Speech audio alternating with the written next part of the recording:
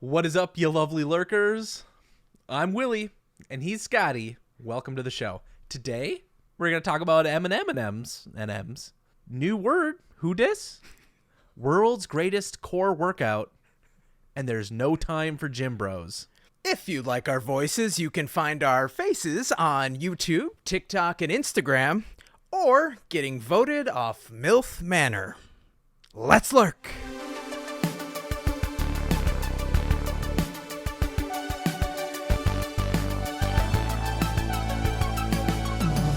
Now, Scott, on brand with what we normally do, I have some things to share with you for the week that we've been chatting now for over an hour before we start the show. We have. Sometimes buddies just got to catch up.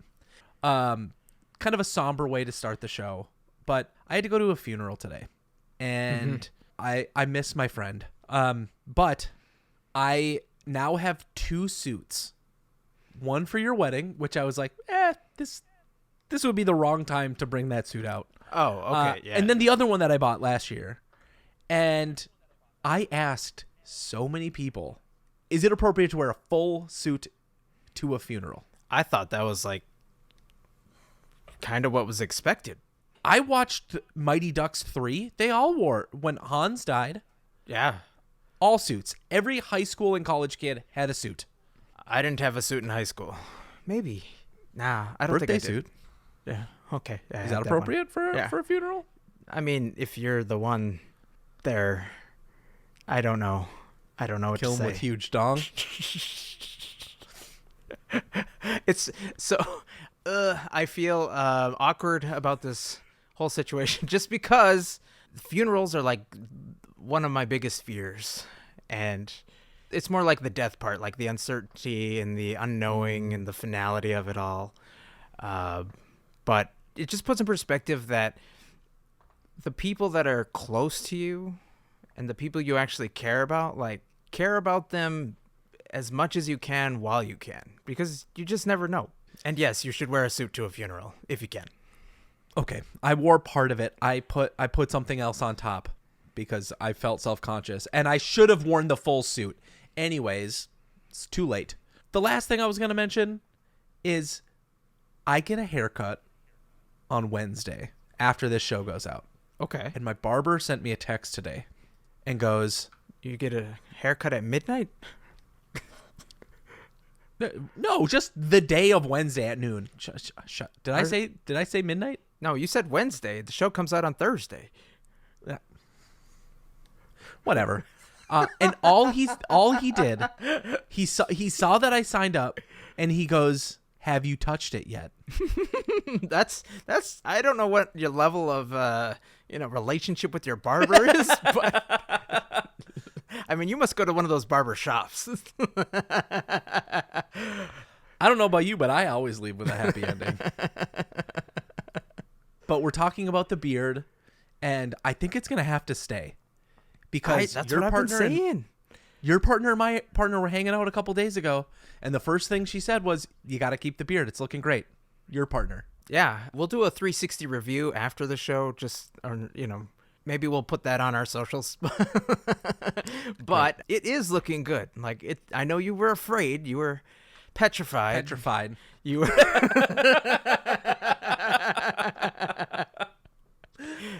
But yeah, it's not a thing. Like, I think anybody who's never had a beard before goes through that level of self-conscious where they're like, I can't pull this off. Well, the truth is, you don't know.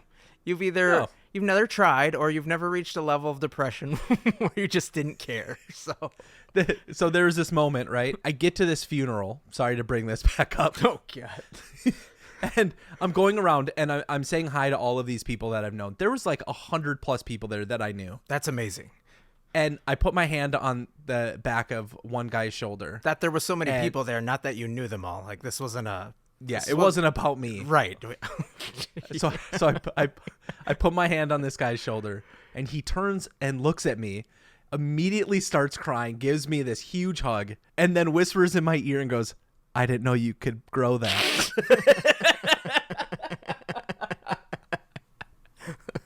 That's a compliment. That's a good compliment, I guess.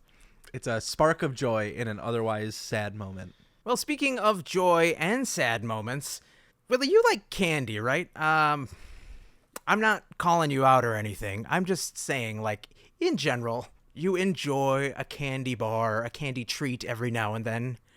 Chocolate treats. Chocolate treats, yes. Okay, good. And Because Skittles can fuck right off. I'm not tasting that rainbow. it's the only thing I Not want to once. taste. It's the only thing I can have. Don't look at my hoodie. What do you think of M&Ms? What's your take? I think it's a woke company that needs to go Jeez. kick rocks. Oh, boy. All right, well, you must have been wearing a bow tie with that suit because you and Tucker Carlson apparently feel the same way about what has been going on with this Mars company. Little backstory. M&M's decided to change some of the clothing on their candy characters, Wokescandies as they call them, and for some reason, there was nothing else going on in the news cycle, so of course Fox News got a hold of it. Blew it totally out of proportion, in my opinion. And now we have this story that says they're no longer going to be representing the company in its advertising. The Wokescandies are gone. Instead, Which is like the little red M&M, the peanut M&M. yeah, That's what you mean, right? know, they're tied to a rocket and things are counting down, or they're on, they're all like in those little crazy adventures. Animated Sexy, characters long leg, promiscuous, green M&M. Woo. that only apparently teach CRT. I don't know, That's the blue M&M. Oh yeah, but but anyway, the thought process here is that M&M's or Mars is kowtowing to all the people that they've suddenly offended, and instead are going to be replacing them with Maya Rudolph. So Maya Rudolph, the star of Bridesmaids and several SNL. other shows that, yeah, that little one that's live every weekend. I shouldn't have to say. You should know who Maya Rudolph is by now. How do you feel about her taking over or taking control of the M&M's brand? Without knowing too much about this, I know we have a link that we're going to share to like an article about this where she says that she's excited to take on this new pairing. I have nothing negative to say about Maya Rudolph. Okay, good. Good for her. We're on the same as page. an actress, as somebody who needs to be able to survive and make a career. She's probably doing phenomenal in life. She's doing all right. Great. Good for her. Anytime a human being can take up the helm and be the spokesperson for a brand the size of something like this, amazing. J.K. Simmons, what is he the spokesperson of? Farmers Insurance. Exactly. We trust him for our insurance. Because he knows a thing or two. Sponsors. But M&M's, can I just read what they wrote? Because Please. this is where I take issue. It's wild. Their tweet said, "America, let's talk. In the last year, we've made some changes to our beloved Wokescandies.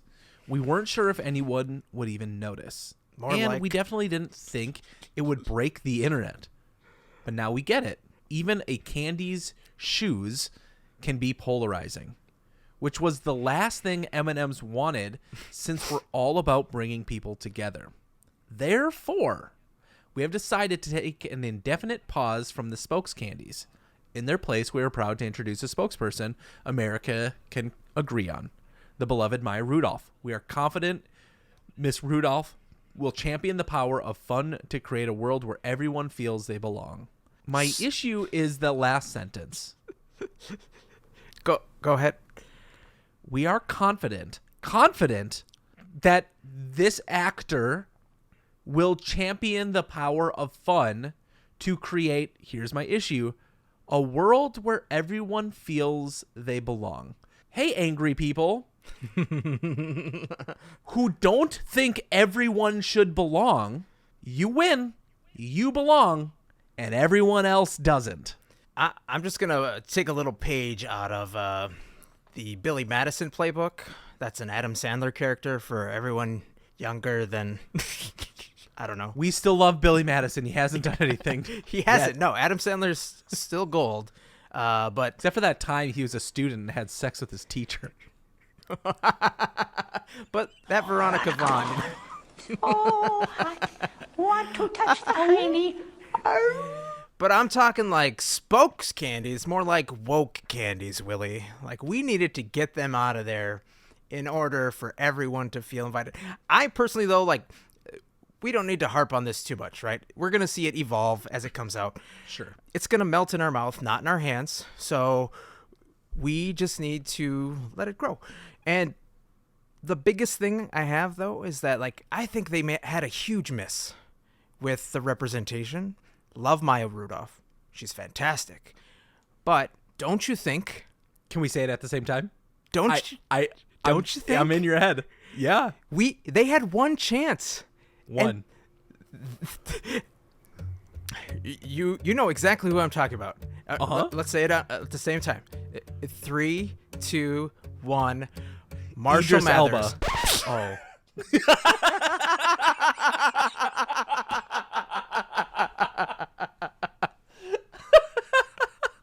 Yours makes way more sense than mine. Now, Scott, M&Ms might not be inventing anything new, but Oxford Dictionary is. Tell me more. This happens, language evolves, and I think language in many ways needs to continue to evolve. Please. But what that means is because we're in this age of social media, we get to make games out of all the new words that make it into the dictionary. So in 2023, to start the year, the Oxford English Dictionary has already added a ton of words, and I want to go through a few of them with you today. Okay. This is a side note. I don't know the answer to this question, but maybe you do, listener. Like, who died and made them in charge? Like, why do they get a monopoly on the dictionary? Well, you see, Scott, when a bank owns land, Okay. they can just sit on it. Speaking of, what does the word agrivoltaics mean? That's one of the new Pokemon, isn't it? Exactly. What does that Pokemon do? What does an agrivoltaic do? It shocks you with its Firefox strike for 5 hit points. Or No, it aggravates people with CRT commentary. Oh, wait, that's a real thing? No. Oh.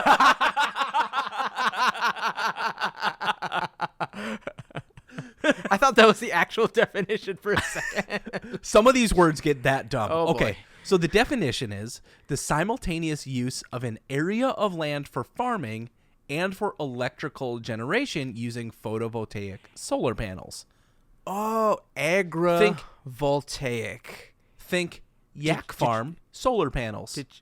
Yeah, the yaks have solar panels on their back, and they eat the grass, and they poop the greenhouse grass, and the big windmills push it around and runs cars. Exactly. I get it. Yeah, I got it. Have you seen the movie Coda? The award-winning movie Coda? You mean the Oscar award-winning movie Coda? Yes. I have not.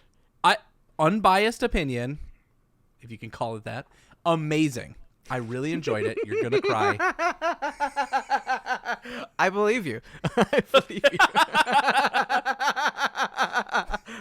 But the word coda has now made it into the dictionary. It is defined as a person who has one or more parent or guardian who are deaf or hard of hearing. It's an acronym, though, too, right? Child of deaf adults. I don't know. We were watching the movie, and then promptly after the movie, I threw up for the first time in 20 years, so That's everything how good it beyond was. that. That's how good it was. Wow. This one's going to be a bit tough for you, Scott. What is a DAP? A DAP? Okay. That is the opposite of a WAP, of a WAP. Did I get it right? I mean, both. Women, pay attention, but men, always dapping, 100% of the time, dapped. Is that like Nux till you buck? Like one of those things? How many times do I need to tell you? Is it the elbow? We're not gonna go tip to tip here. That's sword fighting. That's in the dictionary too, I'm pretty sure.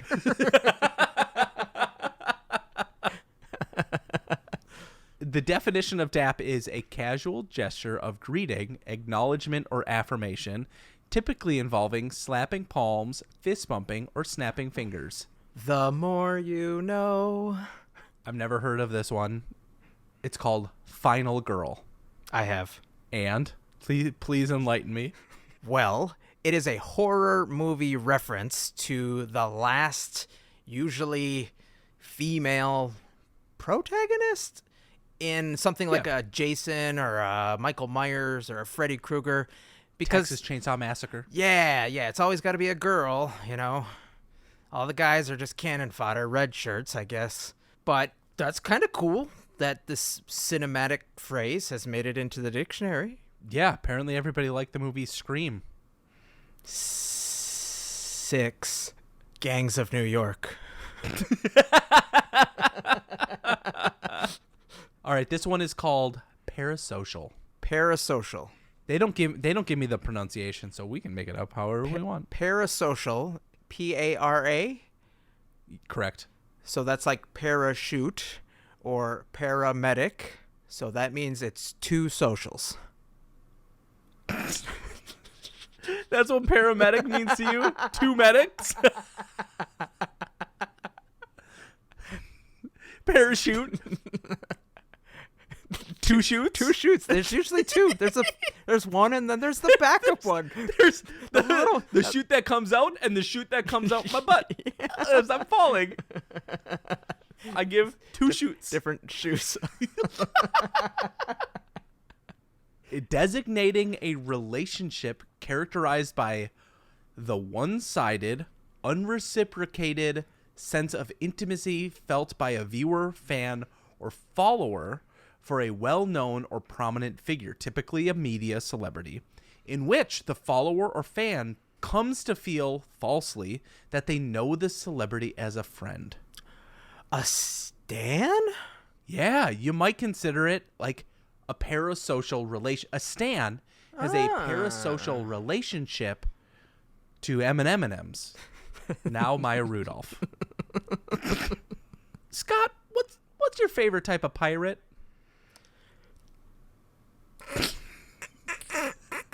Leading question. Welcome. I plead the 5th. But and here's my big but. Name it in an emoji. What would it be in an emoji? My favorite type of pirate is one that has eaten the gum fruit and now has a body made of rubber. It's Is that a Pokemon? No. Because Oxford Dictionary's favorite new pirate is a porch pirate. Oh, those are the people that steal your package. A person who steals parcels that have been delivered and left unattended outside of someone's home. Parcels, jeez, this is an Oxford Dictionary, isn't it? It's Reader's Digest. They're douchey. Do you think that porch pirate should be its own definition? I don't know how the tree, I guess, the genealogy tree of words works, etymology. I feel like porch pirate should be under the category of thief, just like straight up thief. The fact that we need to subcategorize it, I guess, is because it's happening so often that it has been such an increase in the lexicon of humanity. Sure. But yeah, I don't know. It sounds better than box thief. Or butt pirate. That was my favorite type of pirate, by the way. I know. All right, earlier in the show, Willie, I asked if you like candy, and, like I said, not calling you out, but I've seen you in person. I've seen me in person, and we do. That's the answer, right? And I can tell because, well... Is it because I literally have a plate of food sitting next to me?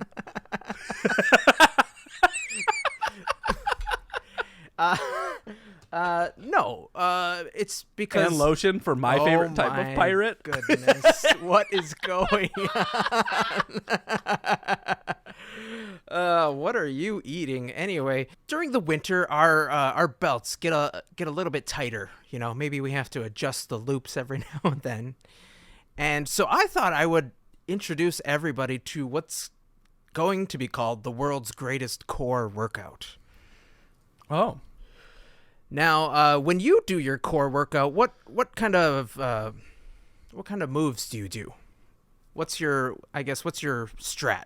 I mean, I tend to work out 6 days a week on average. And you do core every day? I try to, yeah. My typical core workout as of late has been start in the standing position, hands above your head, you lean down as low as you can, you grab the protein powder, and then you go sit on the couch. I thought you were going to say you bend over to the floor, you grab your ankles, and you kiss your ass goodbye because... I hate core. I do have a real core workout. I'll share it with you later. Yeah, just put it in the show notes. There's somebody else that works out. There's many people, but there's somebody else Just that works one other. out. There's one other person. Works out. You know who you are. Way harder on their core, and it's actually 24/7, 365, and that is Mother Earth. And according to Vice.com, the Earth's core has stopped and may be reversing direction. Now, I'm just going to take a quick little pause right there and let everybody, wherever they're going, either type into their map app where the nearest grocery store is, Home Depot, wherever, and get all their prepper supplies, because what I said sounds very alarming. Yes. But as it turns out, this is something that has happened before and will happen again. You see, the Earth's inner core has stopped spinning and may be reversing in a new direction, according to a new study that probed the deepest reaches of our planet with seismic waves from earthquakes. Now, it's a little mind-boggling to try and just wrap your head around that. A little? But it actually happens about every 60 to 70 years. And they're thinking that this might be why, there's no proof yet, but I hate to say this out loud, but it rhymes with schmange, might be happening right now. All of these climate and geological phenomena happening so close to each other might be because our planet is kind of having its time of the decade. Yeah, it's time of the millennia. Yeah, well, I mean, whatever, 60 to 70 years. Yeah, the century. Yeah. I went a little bit longer because we haven't seen this in recorded human lifetime. Or our lifetime, at least. But apparently it's been happening. It's so interesting. Let me share a couple of other cool Earth facts because us idiots like to share really cool things. And if you're in the video, you see that I have my James Webb Space Telescope first photograph because it's one of the coolest things I've ever seen in my life. I literally cried. But did you know that the poles also change? Yeah, they reverse. They do a Missy Elliott. They throw their thing down, flip it, and reverse it. Now, here's how Did I get it right? You did. This might surprise you, Scott, but did you know that not only does the North and South Pole, like, they'll inverse each other? Mm-hmm. Like, they'll just switch, and then our satellites are going to be effed. Our technology, I mean, smarter people are working on this, so it's probably not going to be effed. Don't fill your Stop filling your bathtub. Jason, stop it. Just don't. But did you know that the poles move every year? Like, there's something called pole drift. It was going to be in the next I can't even say it. It was going to be one of the next Fast movies, starring Santa Claus. The position of the Earth's magnetic North Pole was first precisely located in 1831, and since then, it's drifted north-northwest by more than 600 miles. Recently, I think it's gotten closer to where we all assumed it would be. So that's kind of good news. But lo and behold, it's suddenly just going to be like, just kidding, Uno reverse card. Now I'm on the bottom of the planet. I've got it. I figured it out. maybe, and just maybe, this is why Fox News has gotten further right. Oh, they're following the polls. And why during the Civil War times, the two-party system flipped. I like this Solved. theory. Solved. You heard it here first. Conspiracy theorists. Boom. Roasted. It's just so weird to think that everything that's mundane, from the length of our days, climate patterns that guide our local weather, moving of the poles, are coming from a weird metal ball at the center of the earth. Or allegedly at the bottom of the earth. At what point do you just need to be like, I'm part of the ride?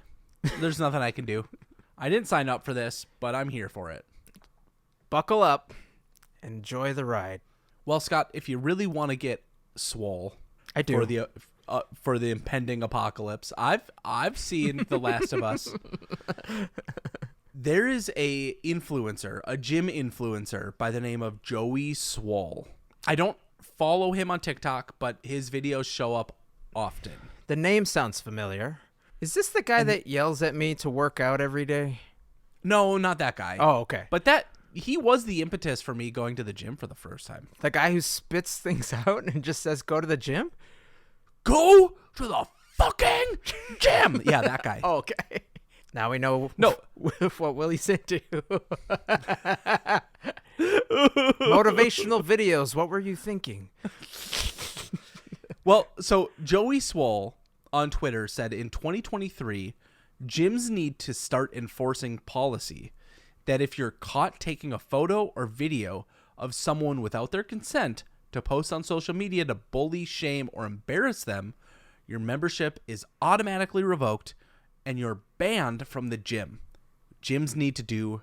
I agree with this 100%. But you've seen them.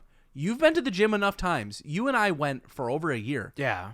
You see those idiots. I don't think I've ever seen somebody who's that evil.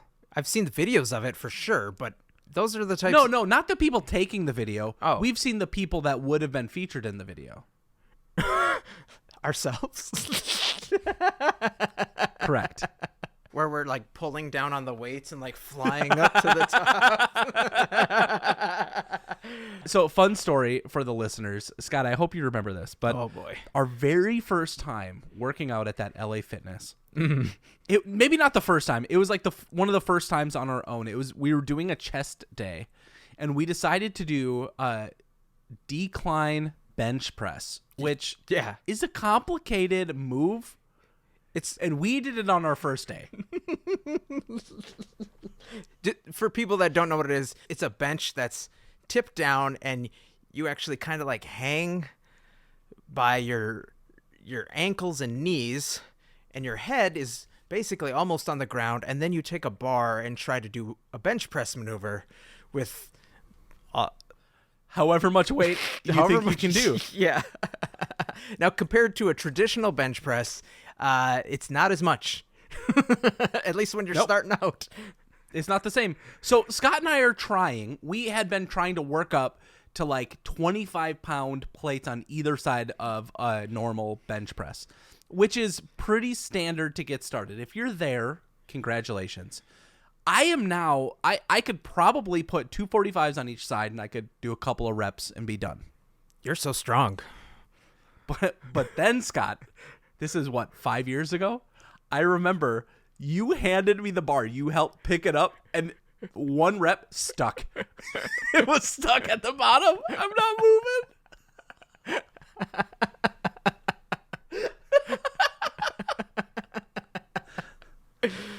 How much you've grown. I'm so proud of you. I was like, kill me now. Well, if I had just left the bar there, it would have.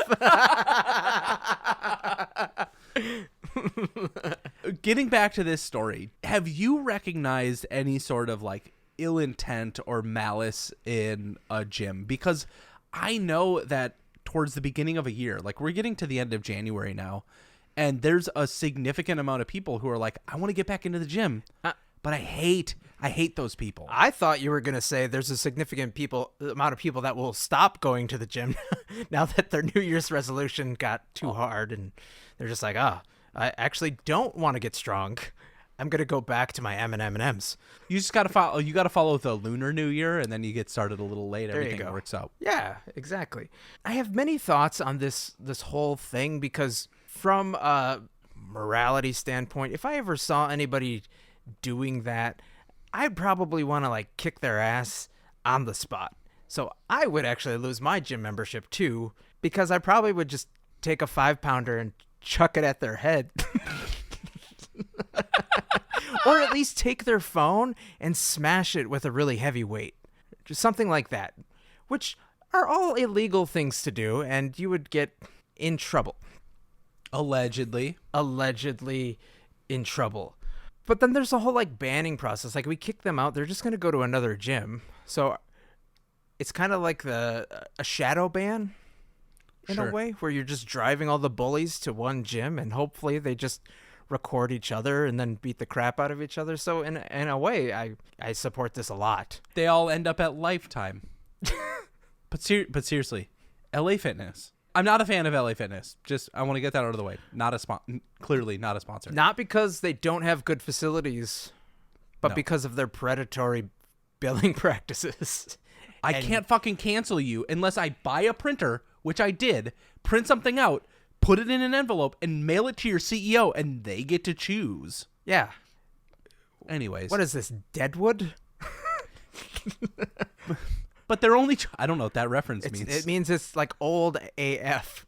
Pony Express. Oh. Why is Pony Express the only option to quit your gym? LA Fitness. What they're going to call my penis when I'm 60? If you drop any of those weights on it, you could be calling it right now. But LA Fitness is $25. Lifetime Fitness, $100 at least. Hold on. LA Fitness is $25 if you get into the promotional period.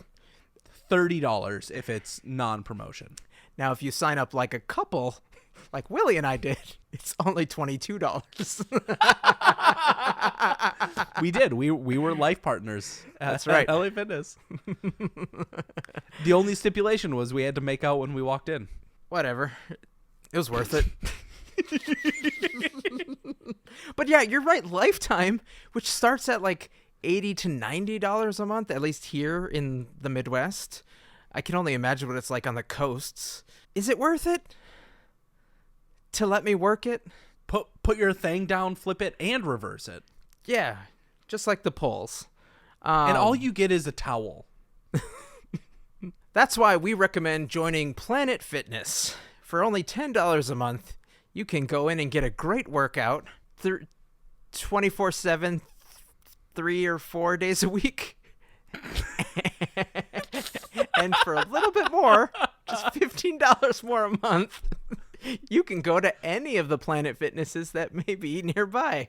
And if you don't like those, anytime you can go to anytime. Thank you so much for hanging out with us today. Find more of us on our socials, and we'll see you next week.